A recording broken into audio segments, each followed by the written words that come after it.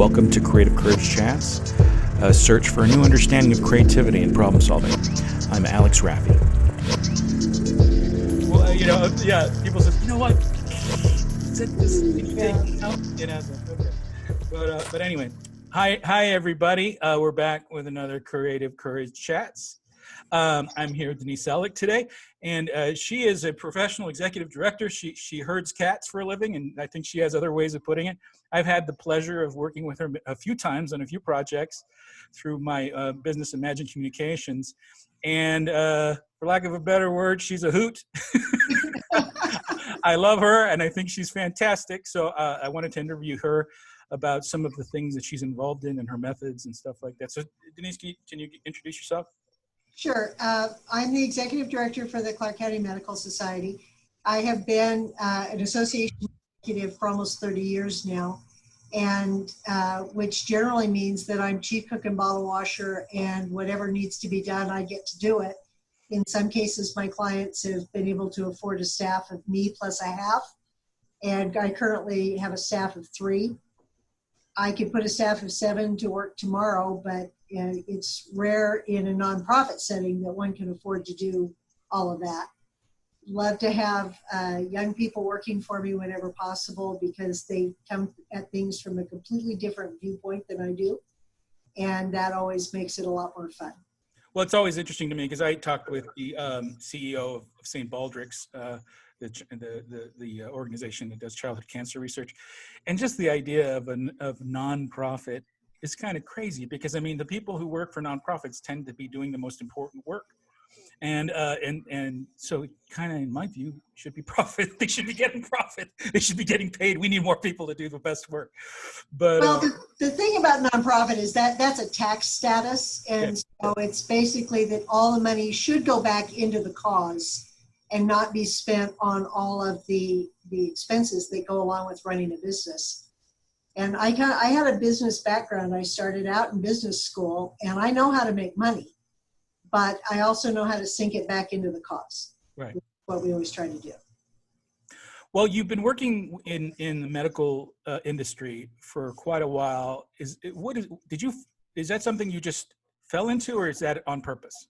No, being an executive director was a job that I did fall into, but found that I'd been preparing for it all of my life. In my past, I have been a financial officer for a plant nursery corporation. So I was a horticulturalist on the side as well. I went from that to owning a shoe manufacturing business, and went from that into the nonprofit world, although I did my very first stint in management, and where I went to business school was in the hotel industry.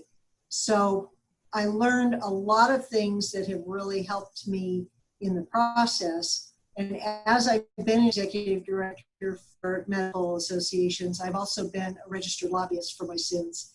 And that was something that I did a lot of volunteer work in initially. And then my first clients were parent groups to the school board. So learned a lot about that process and how to deal with people and how to make deals and come to the conclusion that if everybody leaves unhappy, we've probably got pretty good policy. See, so that's what I'm talking about. That is a key thing to realize in problem solving, is that it's not about being happy. It's about finding the best solution. And well, it is really about winning. And and I think that's, for a lot of people, that's a very hard concept, is that it's not a matter of I win, you lose, or the other way around. It's a matter of coming up with the best policy. Right. And so that was kind of one of the main reasons I want to talk to you, is because, again, some people might look at this podcast as about art and everything. And I think I've said this already, and I've interviewed plenty of people who aren't technically artists, but who have this similarity in their skill set, in the sense that creativity and problem solving are two of the same traits. I mean, your intent is to communicate or find a solution to a particular problem. And in art, you do that. You're trying to share your opinion on something, or visualize, or send out a message, or communicate something to people. But also, people like you, executive directors, have things that they need to accomplish, and they have tools before them on where they are able to manipulate and use in some way, shape, or form. And when I say manipulate, you know what I mean. Um, in a positive sense, I guess. In a positive sense, right? That's where I wanted to kind of talk to you a little bit about that, because I know that you're in a situation sometimes where, with like a firm like mine, where we're a creative firm and we have a lot of kind of creative minded people, but then you have, doctors on the other hand, who are also creative, but maybe don't see themselves as creative, or see themselves as a technical, and they need proofs and data and information. And you have to figure out, you're the stuck in between those. And you're supposed to communicate one side and then take information from the other side and bring it by. And you have to be that, person who wields both of those tools. How do you approach that usually in your work? Well, with every board that I work with, they all have their own personalities, and every client has their own culture. So you have to come in and determine whether or not that culture serves them. And then you have to work with the different personalities and try to figure out what motivates them and what it is they're trying to do. So one of the things that I learned that I think has been the most helpful in my life as a lobbyist is that vocabulary is extremely important. And you have to come to an understanding about what it is we're trying to say. And I've learned to be very clear about what our goals and objectives are, who our audience is, and what we're trying to do. For instance, years ago when I volunteered for one of the hospitals on a big gala they were doing, my first question was, is this a party that makes money, or is this a money maker that happens to be a party? And they stopped and kind of looked at me oddly, and I said, don't you understand the approach is completely different. If we have a party and we make a little money, that's great, but that's about the party. If we're here to make money and we're having a party to do it, then it's about making money. And so there's a different approach to that. It's always about, where are we trying to go and what are we trying to get to? Then we figure out how to skin the cat. We have to go through that process first. Yeah. No offense to cat lovers. No offense to cat lovers. It's an old expression. I'm sorry. You can blame my father. No, that's one of my things I love about talking to you, is I always learn a new expression. So I think that's interesting. So it's required when dealing with these situations to be in two camps at the same time. The camp that understands the needs and wants of the individuals involved in solving a particular problem, and it being in the head of the people who are the consumers of the solution of the problem. So if that makes any sense, I'm sure it does. No, and it's, all of the people that I've ever had on my board, they are motivated for one reason or another to be on a board. Mm-hmm. Some people, they're hoping to make friends and change their profession or influence their profession in some way. And for some of them, it's about building their CV, sure, proving that they do that kind of thing. For some, they're seeking the ability to become a better leader and to use that skill. And most of them come very well motivated and very positively motivated. When you can determine what their motivation is, then you can work with them so that it fills their need as well as gets you where you need to go. So it's trying to get everybody at the table to win. Right, and that's the intent, and that's what everybody's on the same page, and they're all heading in the same direction, trying to solve the particular problem. The current organization that you're in, the Clark County Medical Society, is a fantastic group of doctors trying to really make a big impact in the community and trying to do some good work and put out some really good information. So it was a pleasure working with you for the time that we did on that particular project and everything. It's nice when we get to work with people who are actually a solution. Because you don't always get to work with people who are an actual solution to, especially to things that are happening right now. And I think that's and you always are, though. You're always working with people who are solving a problem. I know that you work for Toro University, and Toro here in Nevada is the biggest, I think, school, right? Medical school in. They're the largest medical school in the state, and they're also the second oldest. but they've been graduating more students from the beginning than our oldest school, which is state funded, because they are private and they could do that. Mm-hmm. And they produce and a they lot do of a phenomenal job. Oh yeah, I've actually toured it, and we've done some work for them too. And we did a culture audit for them once, where we had interviews with people involved in the organization and stuff like that. It was really interesting. And I remember the thing that was really intriguing to me was at a certain stage, the doctors go through a simulated situation with a patient, and there's like a room with recordings in it, and the doctor has to simulate the process he goes through with a patient. And I thought that was interesting, just the acting through it, because that's, there's medicine's one side, but you're dealing with people, and are you a good communicator? Because sometimes people aren't, doctors especially, could be really smart, but sometimes they have difficulty in communicating with people socially. If I could share a real quick story, my mom, when she was fighting cancer, there was a situation in the early stages where she had a particular attack. It happened while we were at St. Rose Hospital. Anyway, it was like a red alert thing, and like all these people started to scatter and everything. And I remember I locked eyes with her, and she was so scared. And she, this was it practically. We felt like, and all these doctors started scaring, figuring out what to do. Nobody knew exactly what to do, but we were losing her. And so we just sat in the back room, my dad and I, waiting. And a doctor came up to us and says, "Just prepare yourself that the way it's looking, we're not thinking she's going to make it. And then just prepare yourself." So that was kind of the doctor to say that. He said it like kind of suddenly and jarring, but I think he did it for the right intent, right? Well, there was one young doctor who didn't look old enough to be a doctor. He looked like more like an intern. And he was just doing the regular compressions. Everybody was scattered, and he just sat there and he was doing the regular, the I'm not sure, what do you call it? CPR. CPR. That's it. That's all he was doing. And everybody was going all over the place figuring things out. Well, my mom made it. And the doctor told me the only reason she made it was because that one doctor thought to sit there and do that the entire time to keep her alive. So it's like the simplest thing. So then in my head, he gave us 3 more months with my mom, which was fantastic. He gave it to us. The gift that doctor gave me 3 more months to spend some time with my mom before she passed from the cancer. So after she passed, I went to look for him, and I found him in the hospital. And I walked up to him, a kind person that, directed me to him. And I told him the story. And I said, "Thank you for what you did." And the entire time, it was like he was looking at me like, what are you talking about? Like he didn't know how to respond. It was almost like I was talking to a mechanic, thanking him for changing my tire.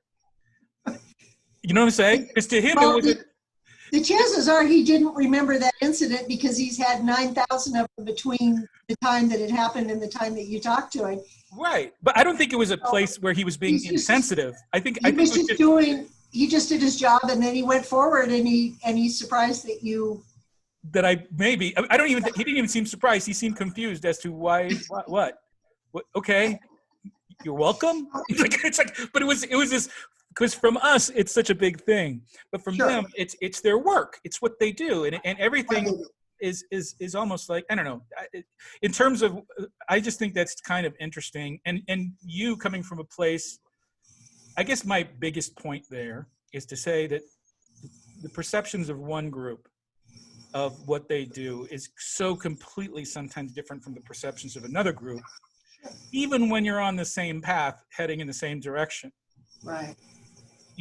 And I think that's something that needs to be considered sometimes, because sometimes just because we don't understand your processes, we think that we're not on the same page. Does that make any sense? Well, perspective is extremely important. And I remember struggling with one of my presidents, a very, very dear man, very, very well motivated and well-meaning. He was young and he was extremely bright, still is extremely bright. He's not young anymore. And we were having some difficulty getting on the same page. And it was really driving me a little crazy.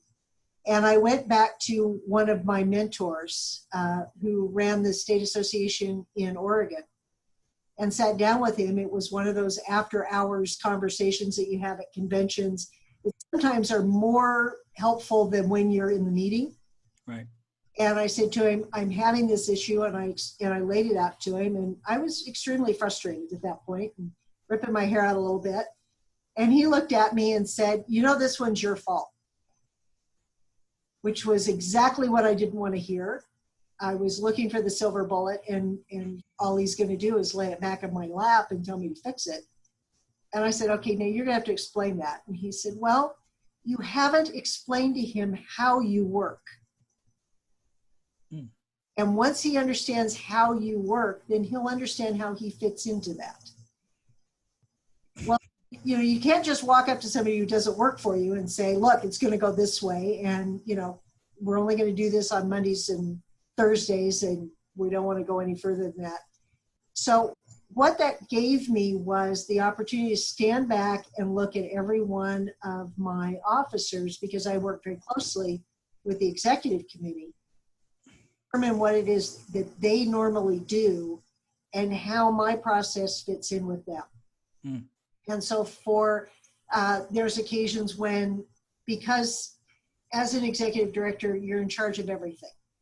So, you know, you can be in the middle of doing, as I was today, PPP with the SBA loans, and balancing that with a stopped up toilet in the ladies' room, and handling the banking that needs to be done. And you have 3 members that have called in because they have issues that they need addressed. Right. All of these things are on fire at one time. Well, the object of the game is to have one fire going at a time, because you can really give it all your go, but you can't give everything the same amount of attention at the same time. Prioritizing is very, very important. And I find that often boards have difficulty doing that because they want to prioritize what is their area of responsibility and their scope. Right. And my priority is whatever has their fire lit. So when I came to work here, and I said to him, I'm really good at three alarm fires at one time. When you get to 4, I start to get a little beyond my ken. So we need to just stay with no more than 3. And they came back in a couple of weeks later, and I said, okay, you guys have got us looking like Australia. It was right during all of the wildfires in Australia. And I felt like the entire landscape was on fire, and we were just trying to put them out. So I had to sit them down and say, given where we are and given what's important, I need to know what your priorities are. My job is to make them successful. My job is to move their association forward, and they operate at a 30,000 foot level in an ideal situation, and I work on the ground, just trying to move things forward. But I want every one of my presidents at the end of their year to feel that they were very successful. And sometimes that's more difficult than it is with others. Right. Particularly if it's a difficult year for one reason or another. Our president last year had some restructuring to do here with the society, and it was followed by the COVID virus. And so trying to get him out of the year feeling like he was a successful leader and successful president was very difficult. But, you know, when things are their worst, that's when leaders really step up. And so to be able to show him where his leadership made a difference was important to me for him. Right. So, you know, it comes down as everything in life does, and you know that I believe this seriously, is that relationships are everything. Everything else we do is just what we do, but relationships and people are everything. Well, I think that's a really important point, is because when you do create a strong relationship with somebody, it causes people to have more empathy for each other in situations, causes people to be more aware of, you know, the fact that you're juggling so much. You know, when you tell them about, you know, people will think, oh, well, maybe it's not about me. Maybe we should start thinking about how we can make this particular thing work. And I think that's a difficult thing sometimes for people to wrap their brains around. It's very much like the mask issue that everybody's dealing with people. I mean, it's pretty simple to me. Regardless of whether it helps or not, it's a mask. Wear it. Just wear it. Because it, you know, if it doesn't work, all that happened is I'm Well, inconvenienced. right. But if it does work and you don't wear it because you don't want to show weakness or you don't want to show whatever, the Because thing they're that, hot and they make my glasses steam up. But right. So all these things, these inconveniences that you're dealing with, and you cause you not to wear it, and then you cause a spike in the infections because of that. I think you're just an idiot. I think it goes from being an inconvenienced person to just being an idiot. And well, it, it's inconsiderate and it's thoughtless I because know I'm being harsh, but that could potentially be someone's life that you're right. that's and we none of us have the autonomy to go through life putting other people at risk just because we don't wish to be inconvenienced. You're just part of the problem, as far as I'm concerned. I mean, we're all working on the same solution here. We all love our kids. We all want to go back to work. We all want to have a better and stronger economy. We all are heading in the same, we want the same thing. We all do. It's about, can I be comfortable? Every person at every stage is trying to do this. But we have these disagreements and this lack of empathy for each other that keep us from getting there. And we think that we're enemies, even though we are on the same path. We all want the same thing. And I think that there was this, and not to get political, but I kind of think that's what the founding fathers had in mind. It's like, we come from a culture where, of the king was deciding everything. And now we want it to be about us. So how do we make this work? Let's remember that. Well, at every level. and we have to remember that they didn't all like each other. No. All work well together. There was a story about them actually locking the building and making them stay in it, and one of the guys climbing out the window. So, literally. Right. So this idea that things were always better in the past, children were more polite, people did things more for one another, that all things are in the past, is incorrect.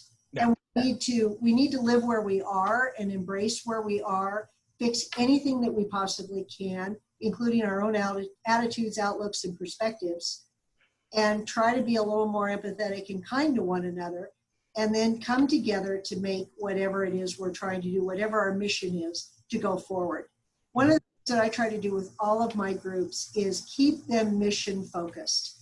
I don't care what their mission is, because they determine what their mission is.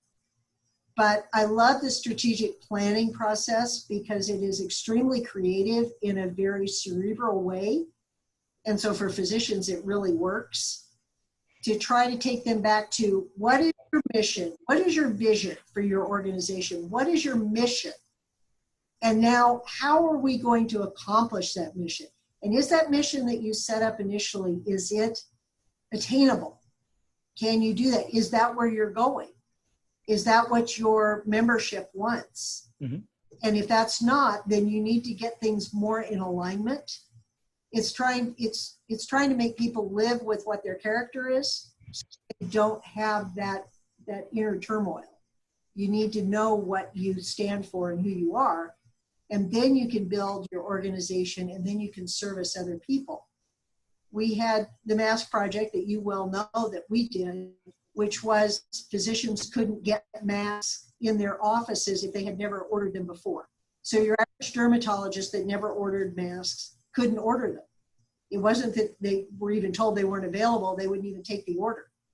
So we had offices that could not work because it was not safe either for the staff and the physicians or for the patients. And so we couldn't figure out how we were going to come together on that. And we started out, as you know, with the Fashion Council making masks for us. We got the fabric. We had them making masks. They made the maximum number that they could. And now we still need about 10,000 masks, which is a lot when you're getting people to sew them one at a time. And then we had to reach out to other community partners to get them to come in. We used justserve.org and brought them in. They produced 7,000 in about a week, which I thought was still pretty phenomenal. Right. And we gave them away. And, I have pictures of staff members buried up to their chest in masks. That's how many we had. And we had one cancer group that came in, and of course they have to mask not only their patients, but most of their patients come with caregivers, obviously for good reason. And they needed to mask them as well and their staff. And so, you know, they took several hundred of them when they left. We had Toro that came in and offered us masks that had been purchased in China. Mm-hmm. So we could do that as part of what we did. And we had people who came in and said, we'll take whatever you can give us. We don't care what kind or where you know, how many. And we also had people who sewed them for us, who sent in notes within those bags of masks that they returned to us that said, thank you for letting us help. Right. And, you know, this was all extremely gratifying to us. It's not my mission. It was never on my radar. We didn't sit down and say, oh, you know, how can we get a lot of publicity? Who can we impress with all of this? We just started this process to fill a need. And it was the brainchild of one particular physician that we then rolled into a big mega project and went forward and benefited a lot of people that we'll never meet, never know. Right. Personally, I want the rest of the masks out of my office, but because we had done blue masks for a lot of hours and we're over it. But you know, we feel like we made a difference. When I first came to this field, and I think it was slightly after I got off my dinosaur and walked into the building, we were putting on a continuing medical education program. Now, that was my job. I was to put on these continuing medical education programs. 30 hours, it was it's a whole long thing with hotels and setup and all of that kind of logistics stuff, which by the way, I enjoy, but it's not everybody's cup of tea. We had done a morning series of lectures, and one of the physicians, this is how long ago it was, walked out and said to me, where's the house phone? And I know, I told you, dinosaurs. And he went out to the house phone, and then he came back to me and he said, because of what I just heard in that lecture, I think I've found a solution for one of my patients' problems. And I called the office and changed their whole treatment regime. And I have high hopes. He wrote me a little while later and told me that in fact it worked and the patient was significantly improved. That's great. That was when I realized that my job, which has nothing hands-on to do with medicine and never would have because I would never have been a physician, could actually change someone's life for good. And then I realized that the work that I did really had a higher calling than the work I was doing, if that makes sense. No, it totally makes sense. It was a real aha moment for me. I'm glad it came very early in my career, and it's kept me working with people in medicine, and it's kept me very dedicated to the work that they do. And it's also made it, and I've told them through the years, you know, I get bored with things. We do a lot of events, and I said to them, if I never have to do another cocktail party with that dried out piece of cheese and a couple of, you know, wilted old grapes, and why not do something fun? Why not do something different? Let's blow it up and have a little fun. That generally makes physicians uncomfortable. They like things that are familiar. And so I push them right to their comfort zone, I think, a lot. But when we're done with whatever it is we've done, they say, oh, that really was fun. I'm glad we did that. That's the object of the game. We hope it happens. It's important for people to take some time and really learn about organizations like you're involved in, nonprofit organizations that are trying to do the bigger things, that are trying to solve some problems. Because people get too huddled up in their cocoons, you know, and they feel like their comments on social media are part of the solution when they're not. There's people that are actually doing the work, and if people get involved and start to educate themselves, listening to organizations like yours and like all the ones that you've worked for, and like St. Baldrick's and like Blind Connect, another organization that I work with that helps people that are blind, that are trying to find their way through their life, people that become blind and later on in life. And there's a lot of these nonprofits out there, and the best people work for them. The best people are willing to put all their energy into something that isn't there. They're not looking to be rich. They're looking to really help and find some solutions for people. And there's so many.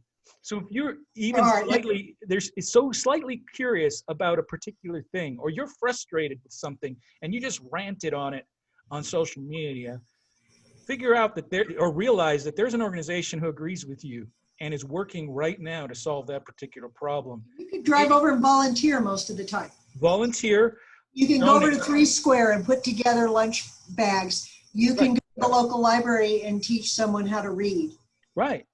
There's a lot of things that you can do. There will be walks again someday and fun runs and those kind of things. Very often they support a particular charity of one type or another. You can go volunteer to work that. You can, if you can't give money to public television, you can go answer phones during the telethon. There's lots of ways to help, and people don't have to be on the board. They don't have to make a life commitment about it, but they can give a few hours here and there and be part of a solution.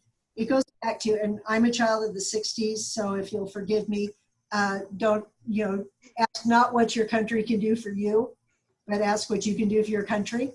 A very famous line when I was growing up, and one that was repeated often in the 60s, seems to have lost favor since then. Right, and that's a very American thing to think and to say and to do, is that's the core. We're not a perfect country, but we have good intentions. And I think we have good people. Yeah, and we have good people, and we have people that are working really hard. So I think that's the bigger takeaway. I think I talk about my rewind moments before what I said, before the thing I just said, with what people should rewind what you said before what I just said, because I think that was the learning, that was the thing to be learned. Big picture wise, you're amazing. Thank you so much for taking the time to talk to me. Well, thank you, Alex. I appreciate it. I've always appreciated working with you, and of course, you know that you and I have a lot of fun together. Yeah. So I always have a blast talking to you. There's always something fun to talk about. Can we close this off with you maybe?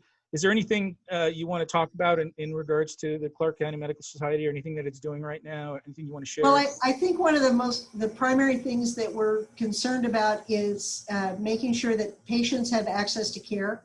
It's a vitally important situation. We need to keep physicians in the state. We need to recruit them to the state. We need to make it possible for them to work here so that they can continue to treat patients. We have a very large patient base here in the county, and we have one of the largest, as Clark County, we are the largest number of physicians statewide. However, there are still lots of specialties and subspecialties.